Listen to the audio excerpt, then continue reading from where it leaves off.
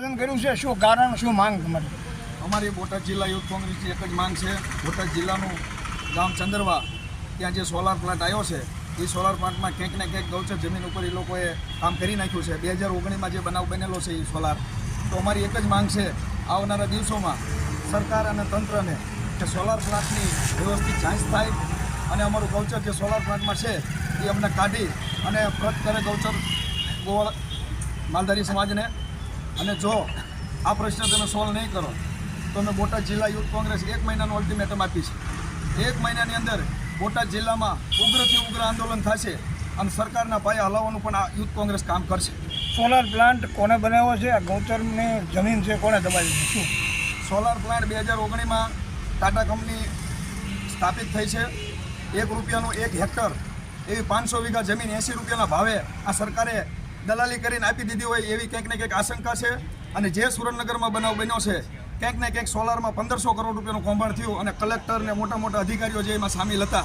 આમાં પણ મને એવી આશંકા છે ક્યાંક ને ક્યાંક મોટા બાબુઓ અને ભાજપના મોટા નેતાઓ પણ આમાં ક્યાંક ને ક્યાંક સામેલ છે. તો સૌ ને સારી એવી કડક ભાજપના કોણ મોટા નેતાઓ હોઈ શકે? હવે એ અત્યારે તમને હું કોઈ ખુલાસો નહીં કરી શકું.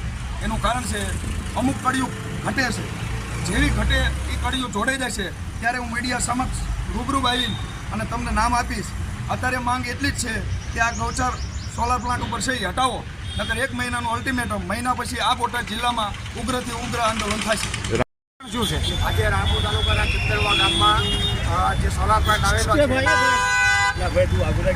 ચાલુ રાખો યાર. આજે રાણપુર તાલુકાના જે સોલાર પ્લાન્ટ આવેલો છે ક્યાંક ને ક્યાંક અમને આશંકા છે કે સોલાર પ્લાન્ટમાં 10 હેક્ટર જમીન કરીને જે ગૌચર જમીન છે તે સોલાર પ્લાન્ટને આપી દેવામાં આવી છે અને જે ગાય માતાની જમીન છે તે સોલાર પ્લાન્ટને બદલાવી દેવામાં આવી છે. અમારી એક જ માંગણી છે કે ગૌચર જમીન કોઈ પણ હિસાબે ખાલી કરવામાં આવે.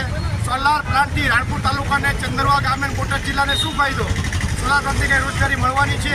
અમારો એક જ મુદ્દો છે ગૌચરની જમીન જે સોલાર પ્લાન્ટમાં આપી દીધી છે જે હેતુફેર કર્યો છે અને જે વધારાનું દબાણ ગૌચરમાં છે એવી અમને આશંકા છે. તો ગૌચર જમીન સોલાર પ્લાન્ટથી ખાલી કરવામાં આવે. અન્યથા જો ખાલી કરવામાં નહીં આવે તો આગળના દિવસોમાં બહુ મોટું આંદોલન કરવામાં આવશે.